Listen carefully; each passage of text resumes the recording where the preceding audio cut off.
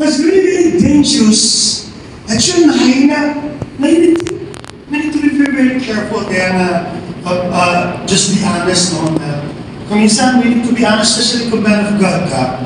Kapag ikaw ay nalilingkod sa Diyos, hindi mo pwede ipagmalaki ang galing mo sa ministry kapag nababaho mo sa sarili mo. Kaya mo bahuin mo sa sarili mo. Ay, well. Okay. Buti pa lang nag-ano ka rin, nag-mouthwash ka na eh. Kapag nabaho mo, nag-ano ka na, di ba? Eh kung nabaho mo yung bibig mo, negatibo na sa iba. Nababaho mo ang bibig mo sa patungkol sa iba kapag nagsasalita ka ng negatibo sa kapwa mo. Kapag ikaw ay naninira na sa ako, samantalang ang galing mo sa pulpito, ang galing mo sa ministry, pero hindi mo na nababaho. May sama ka na ng loob. Amen mo ba? Amen? Amen. Sige pala pa natin ang Panginoon. It opens up the category. And number 3, it poisons again our hearts. Alam niyo po, ang galit po, lason po yan. Ang lason po, ang galit po ay lason. Yun yung naging bunga po ng kunawakan ka ng demonyo, magbabato siya na magbabato na ng kasinungan sa isip mo. Kaya wala ka na naisip, puro man, pare-pare ng simbahan na yan, pera-pera lang yan. Ay, kasi napuno ka ng mga negative, kasi nasaktan ka. Mayroon minsan isang araw, kung saan ka na born again, nasaktan ka doon, at lumipat ka rin kasi magano'n pa rin kaya pare-parehos lang yan. Ay, kasi yun ay bunga ng galit at tinanong kita. Kawalan ng pagpapatawad. Ang sabi po ng Hebrews 12 verse 15, look after each other so that none of you fails to receive the grace of God. Watch out that no poisonous root of bitterness. Yung word po na bitterness, actually, the very word of bitterness, ang ibig sabihin po niya sa Greek ay root, ugat. Kaya pinaliwanag na niya yung poisonous root of bitterness. Yung word na bitterness yan, ibig sabihin yan ay root, ugat. Yung word na pot ay ugat ang ibig sabihin sa Greek. At yung ugat na yun po yung kinukuha ang ugat at dinidigdig po yung ugat na yan. At pag lumabas mo yung katas ng ugat, ilalagay po yung kanya pong palaso. Patutuyuin yung katas ng ugat sa palaso para pag may pinala siya, yung pagpala nun, ilang minuto lang, mamamatay agad yung tao. Bakit? Kasi lason po yung ugat na yun. Kaya po yung bitterness, pumapatay. Pumapatay ng pananaw, ng apoy, ng lakas, ng paglilingkod natin sa Panginoon. Pumapatay yan. At lason yan. Pag sinabing lason, ay hindi mo na malaman kung ano ang sarili mo. Ito ngayon ay nabibigay sa iyo ngayon ng paniniwala, at yung paniniwala na yun ay akala mo tama ka. Diba? Meron ba dito na umamin na gusto nga siya ng loob?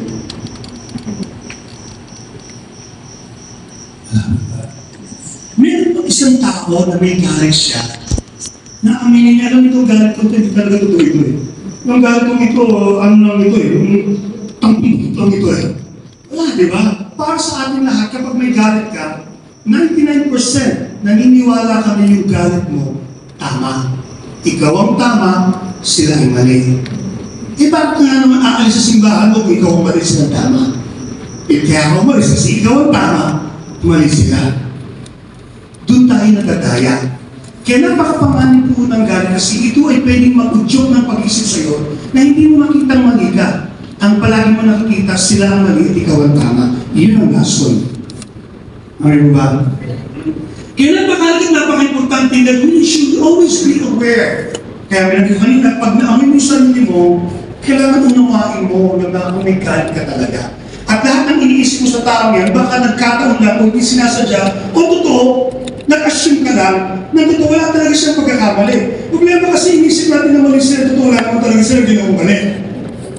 Kaya mo ba? Si Jesus Christ, pinagbintangan siya. No-offense sila, wala naman mali kay Jesus Christ, hindi lang na matanggap ang katotohanan. Baka ganoon din tayo, baka hindi lang natin matanggap, na-review tayo, hindi natin matanggap yung mga bagay-bagay. Para kasi nagkaroon tayo ng samang loob. Kaya na isa sa danger po ng samang loob, ay mahirap kapain ang katotohanan kapag nilamon ka ng galit. Mahirap kapain. Nung si David po ay nagtampo. Si David ay nasaktan. Si David ay na-offend. Una sa lahat sa Diyos. Bakit? Kinumpara niya ang kanyang buhay sa iba. Samantalang siya ang tindi niya maglingkod. At yung iba, wala namang ginagawa sa Panginoon. Masasama pa siya. Siya pinagpapala. Abay, na-offend siya, sabi niya. Then pagdating ng chapter na yun, sa chapter 73 po, sa verse 10, verse 11, kinumpara niya ngayon ang paglilingkod niya. Abay, nasa napunta ang paglilingkod ko? Nasa napunta ang pagkahihirap ko? Samantalang yun, wala mang ginagawa, pinagpapala mo. Hindi batas, it's unfair, sabi ni David. Kaya nabulagan siya. Until such time, pumasok siya sa presensya ng Diyos. Tumupo siya sa paanan ng Panginoon, hinayaan niyang kusapin siya ng Diyos. Bakit? Kasi kapag taong kakausap sa iyo, may pagkakataon, hindi tayo magkikimig. Pero pag maganda na siya sa Diyos, at hinayaan mo mangusap ang Diyos sa iyo, mauunawaan mo ang lahat ng natin. E sabi ng verse 17 sa chapter 73 ng Psalm, sabi niya, "Then I went into your sanctuary, O God, and I finally understood." Sa mga nandito po, how many times na narinig po sa akin ang ito? Please, make it a lifestyle to be in the presence of God. Maging lifestyle natin ang manakas sa presensya ng Diyos. Can I just make this small warning? Hindi po ba siya ang maraming ginagawa natin sa ministry na ayos ang puso natin sa Diyos? Hindi po maraming kang ginagawa ministry ay ayos ang puso mo. Kaya kasi ito, kapag ayos ang puso mo, nakapitihan ako makikinig ka sa Diyos. Ano ba? Nung na siya, nakusap ang Diyos ngayon. Sabi niya, I find, naintindihan niya ngayon. Yung dating panunumbat niya sa verse 17, yan ba? Verse 17, sa verse 10, 11, nanunumbat na siya sa Diyos. Ngayon pumasok siya sa presensya ng Diyos na nahilig siya. Then, pinanaunawa ng Diyos sa kanya ngayon. Then, I understood the destiny of the wicked. Yung mga tao kinainditan niya, abay, haharap din sila sa Diyos. Magsusulit na sila sa Diyos. Huwag mong ikumpara ang buhay mo sa iba. Kaya ba? Kaya importante na sa presensya ng Diyos para mawala yung konting katramaan natin. Kung ito tinaganyan, bago pinanganan ng ganito, aksidente yan ang buhay ko. Kaya may tampo ka sa Diyos, kumahanap mo na Diyos, bakit ganito? Tumupo ka sa presensya ng Diyos para matauhan ka. Ano ba? Amen. Then, one beautiful thing happened in verse 21. Sabi verse 21, "Then I realized that my heart was bitter." Kailan siya umamin na isama siya ng Lord? Nung nasa presensya siya ng Diyos. Pag wala ka sa presensya ng Diyos, puro ka reklamo, puro ka dinayan, puro ka hindi pag-amin. Pero kapag ikaw ay natutong kumupo sa presensya ng Diyos, doon makikita ang tunay na kulay ng puso natin. Abay, meron pala ako sa mga ngayon. Bitter pala ako na sa mag-asawa.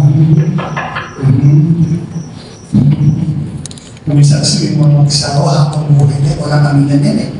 Wala pinihingi ng tawad, wala natapang baba.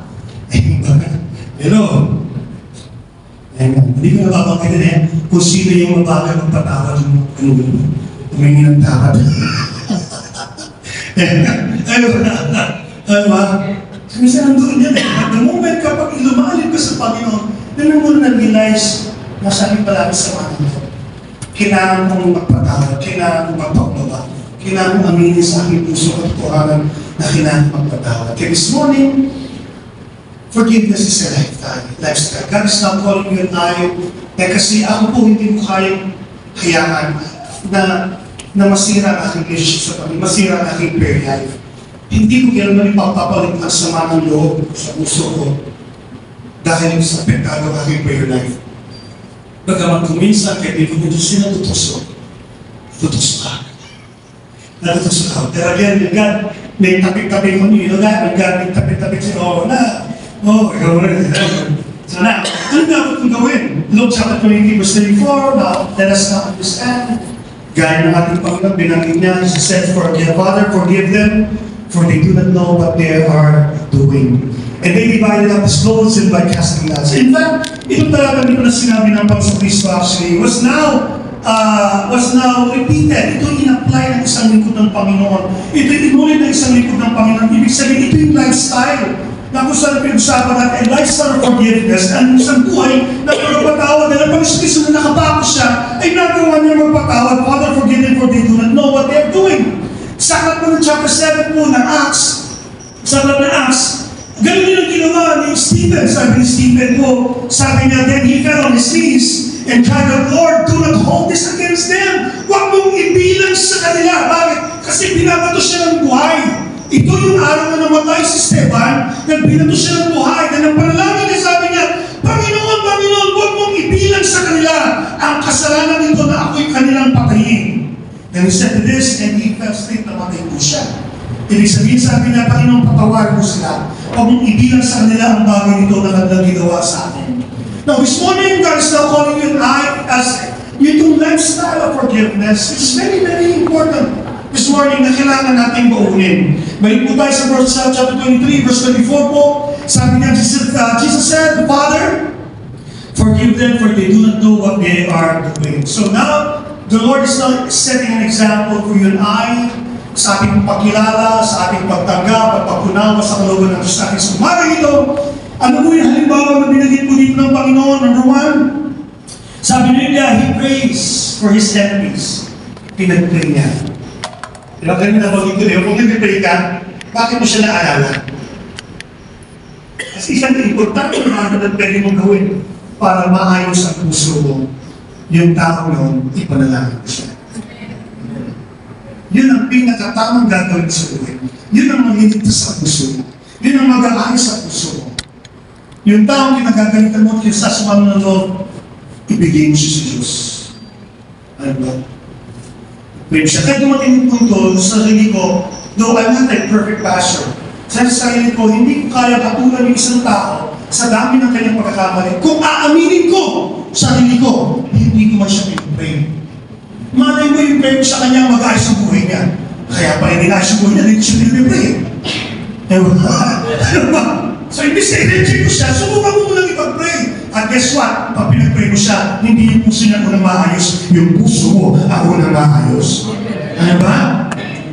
So, number one, he prays for his enemy. Number two, he asks that they be forgiven. And number three, he recognizes their ignorance. Now, tingnan lang natin na ito mga Christian, this is itong tatapos. Number one, sabi po dyan, I need to pray for my enemies. Kailangan ko ipag-pray ng aking mga kaaway.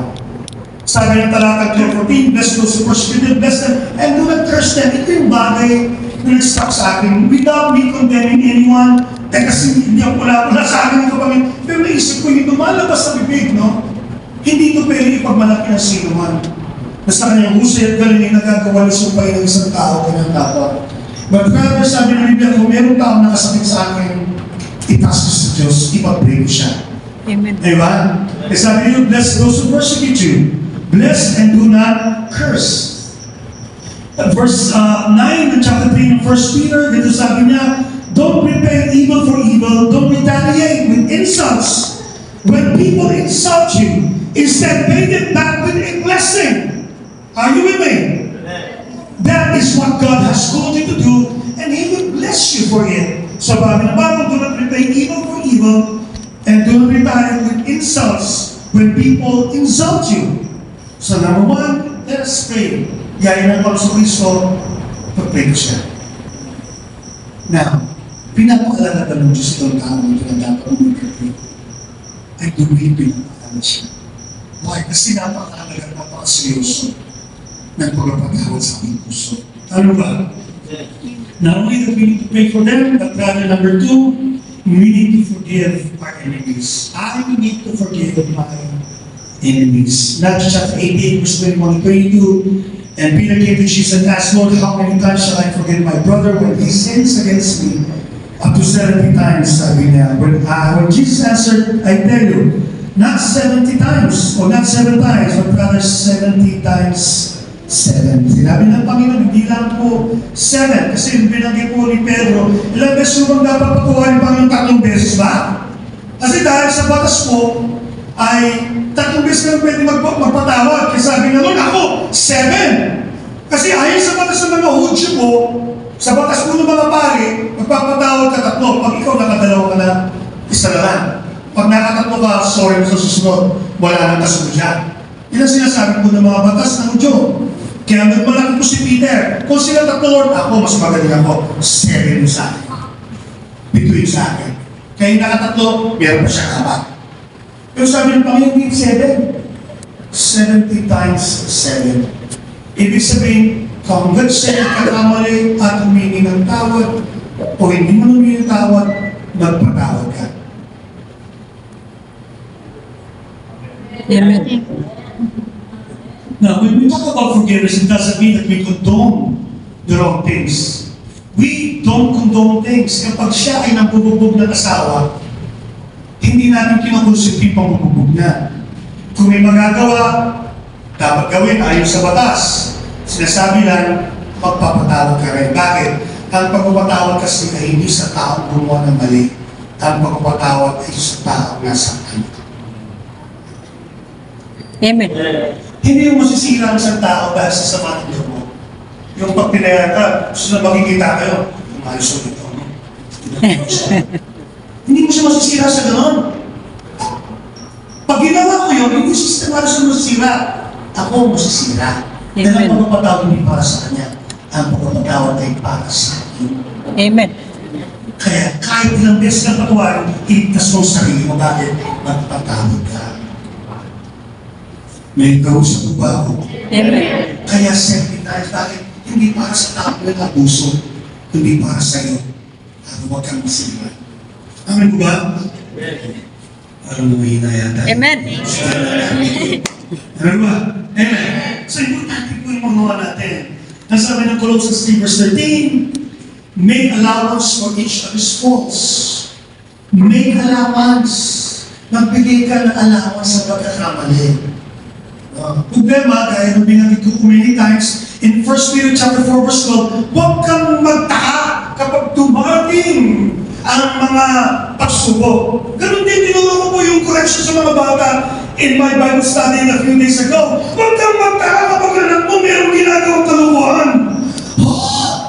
Bakit mo nagawa yan? Malang-mana ka talaga sa tatay mo. Diba? Diba? Eh sabi ng Bible, natural sa isang bata ang maging supil. Ituwid mo lang siya ng ipamahal. Hindi yung pag nagsupil siya, nagugulat ka. Para makikita natin na magiging supil ka lang mo. Ibig sabihin dami pagkakataon pwedeng magkamali yung mga tao sa paligid mo. Kung nagkamali siya, pastor ka ba man din? Wala na, hindi ka natin. Bakit? Yung pastor nagkamali siya eh. So huwag ka magtataka. Hindi say, make allowance, sabi niya, magbigay ka ng lugar. Hindi ibig sabihin, hintayin ko yung siya na magkakamali sa akin. Hindi mo kansin mo magkakamali sa siya. Pero sakali lang, hindi sinasadya, binibigyan ko ng pagkakamali sa siya na hindi naman siya perfecto. Kung dumating siya sa pagkakataon magkamali sa akin, hindi ko siya i-reject, hindi ko siya i-cancel. Pag-usapan namin, aramin namin ng patawaran kami. Hindi ko di pagkakamali, cancel ko na. Cancel dito. Para kang ninja. Cancel ka na. Huwag kasi no. Ang pagkakamali, cancel ka na. Paano ka hindi ka nagkakamali? Ang galing mo mag-cancel ng iba eh. So, give allowance to each other and forgive anyone who offends you. Forgive anyone who offends you. Remember that the Lord forgave you, so you must forgive others. Amen. Yan ang pinatawad ka, magpatawad ka. Finally, number 3, I need to recognize that they may do this. Inisipin ko na maaaring hindi nila alam na nasaktan lang nila. Maaaring hindi nila alam na nasaktan nila. Hindi ko nababagitin dito, pero meron isang tao na usapin ko rin. Yung time na malaking impact ng tao sa buhay ko nito eh. Nung siya po ay may nagawang pagkakamali, sinumbatan ko siya. Nung sinumbatan ko siya, sabi ko sa akin, hindi ko naman pinagtatao naman eh. Nung nag-realize na ito naman, hindi naging pagkakamali niya, hindi ko na inalaman kung saan nagagaling yung kanyang pagkakamali. Mahal hindi niya sinasadya yung mga bagay yun. Pero kahit hindi natin nakikita natin pagkakamali, hindi marahil na struggle na kung bakit na sila nahulog na magkamali. So nauna yung ating pag-condemn bago na umunawa. Si Kristo nung nagkamali siya, pinakon niya, sabi niya, patawarin mo sila bakit? Hindi na nalalaman ang kanilang ginagawa. Hindi yung pastor! Alam niyo? Di ba? Ano tayo ba? nga nga. Yes, God. Maaaring totoo ka. Pero salamat pala sa Diyos, hindi ginawa ni Kristo sa iyo, hindi ka nagkamali. Hindi niya sinabi sa iyo, ano ang ginawa mo eh? Ha? Ano ang ginawa mo? Paano ka? Kaya mo nagagay mo, kanya ka pa mo, hindi mo. Hindi siya ginawa ng Diyos sa iyo. Palagi siya may pagpapatawad na maaaring hindi mo ano ang ginagawa mo. Nabahat ka ng nakaraan mo, ngayon, ipitupan niya sa mga sa mga magulang mo. Kaya lifestyle mo yung gumagawa ng pagkakamali. Pero sunod ang umahan ka niya kung saan ang hugot mo. Hindi ka niya sinumbatan. Hindi ka niya kinundem. Bakit? Ang unawahan ka ng Diyos na hindi mo ang ginagawa mo. Sumaga ito, bakit hindi natin ibigay sa iba yung bakit tinunggap natin? Hindi tayo natulang ng Diyos. Hindi tayo kinansa ng Panginoon. Hindi tayo kinundem ng Panginoon. Pinapaunawa sa atin sa tayo galing. Pinapaunawa ko nung merong hugot tayo, pero hindi tayo hinatulan ng Panginoon. Hindi tayo kinundem ng Panginoon. Kaya dahil dyan, kung hindi ko kinundem, ay bitawan natin ang pag-aakaw sa bawat isa. Isipin na lang natin baka hindi nila alam kung saan sila nanggagaling. Hindi nila alam kung anong kanilang ginagawa. Kaya sabi ni 1 Peter chapter 5, even though I was once a blasphemer, sabi niya, is that a persecuted and violent man? I was shown mercy because I acted ignorant, sabi niya. Ako pinapatay ko si Stephen, sabi niya. Pero lahat ng ginawa kong pagpatay niyo kaya is out of my ignorance. Kita niyo po? Alam niya eh, nang pinapatay niya siya, pero sabi niya, that's my act of ignorance. Hindi ko lang matotoo. Hindi ko lang tama pala ako pala. Hindi na alam. Kaya nga nang nakapasok sa Kristo, sabi niya, forgive them for they do not know what they do. Now, lifestyle of forgiveness, huwag tayo mag-is magalit at tumato. Bakit hindi natin bigyan ng tuwang na unawain na kung may pinagdadaan na siya, may hugot siya. Sino man siya? Bago, matanda, may pinag-aaral na wala, member o pastor, hindi natin alam kung saan ang kagaling. Hindi natin hayaan na tayo magkaroon ng sumalakit. Hindi naman para sa kanya, kundi para sa atin ang pagpapatawad. Ay, hindi lang tayo mabilis ngayon umatol. Alamin muna natin, ipag-pray muna natin, nagkasin muna natin sa Diyos. Kung gano'n ang mangyari ng po ba, matututo tayo magmahal sa bawat isa. Matututo tayo magsama. At mula sa vocabulary natin yung ayaw natin ng iba. Kasi puro plastic sa simbahan si Angeles. Ayaw na mag-ministry. Kasi puro plastic yung mga nag-ministry. Hindi natin lumanawag tayo ng unawa na nakita natin ang sitwasyon ng pagpapatawad sa parang ng Diyos. Kung paano tayo din ay binanggap at pinatawad ng Panginoon sa lahat ng ating mga pagkakamali. Ngayon this morning, hindi ko po pwedeng ipangako sa inyo na walang issue problema sa Sion Angeles. Hindi ko pwedeng ipangako sa inyo. Hindi ko po pwedeng ipangako kapag hindi ko tayo sa Diyos sa pagdating mo sa ministry, ganyan makikita mo. Hindi ko rin po pwedeng ipangako yung bakit. Kasi hindi ko perfecto ang mga nasa loob ng Sion Angeles. Amen. Kailangan lang na bahagi ng ating buhay Kristyano dahil hindi tayo may baka ng pagpapatawad. Dahil ang pagpapatawad ay lifestyle. Lifestyle ng pagpapatawad. Dahil dating mga pagkakamang pagkukulang, pero dahil sa pag-ibig ng Diyos, sabi ng Biblia, nagtatanim ng maraming kasalanan ang pag-ibig na nagagaling sa Diyos. Kaya sumaga po ito, baka ang Diyos po yung sa atin sa umaga ito, na isang unawa ng Panginoon na kailangan natin i-address. And I pray this morning, gaya ng aking darisar kanina, God will open my eyes. Kinakausap po kayo, hindi para kayo ay subatan o sabihin kanya, but rather, bigyan niyo po ako ng pagkakataon na baka lang may galit kapag inanakit sa puso. Gaya nung usulat ng salmista, then I realize, doon ko lang nung namatutuwa pa doon, meron ko pala. And God's want you and I to enjoy yung buhay Kristyano. Bakit? Kasi walang bibigyan sa atin, walang nagiging pabigyan sa atin. Punong-puno ang ating puso ng pagpapatawad at handa tayo magmahal ng kapatid. Handa tayo magpasakos sa bawat isa. Dahil natanggap natin ang pagpapatawad sa ating sarili, at ang pagpapatawad para sa ating kapwa. So if we have to go for this morning, next slide. My final slide before we would sing a song. We need to understand that we have been forgiven. Yung mga nag-mento, di ba? Gusto natin mo ito, di ba? Yung una ako sa di ba? Sir, ano ba na araw-araw magkakasala tayo? Sabi mo na lang tatlong kasalanan natin sa isang araw. Diba? Diba? Jesus mo na yan. Diba? Sa isang araw tatlo. Jesus noon. Puso nila 1,000. Diba? 1,000, diba? Eh, ilang taon ka lang ngayon, miss? Siguro mga 18 ka. 18, no? Dahil is 1,000. Biro mo, sa dami sa pinatawag ka ng Panginoon, diba? Ang laki ng pinatawag sa atin ng Diyos. Amen. Hindi tayo mumang ang biyaya ng Diyos. Dahil naman, bitawan na natin ang pagpatawad tayo. Amen. Huwag mo ipagpalit ang kapangyarihan ng Diyos na dumadalis sa iyo dahil inaangkin mo, pinaalagaan mo galing sa puso mo. Hindi ka mag-flow. Hindi ka mag-flow. Hallelujah. Kaya sa mga narinig ko dito, please, sabihin ko sa inyo lahat. Baka minsan sa tao nakita mo kung paano ka naging anointed.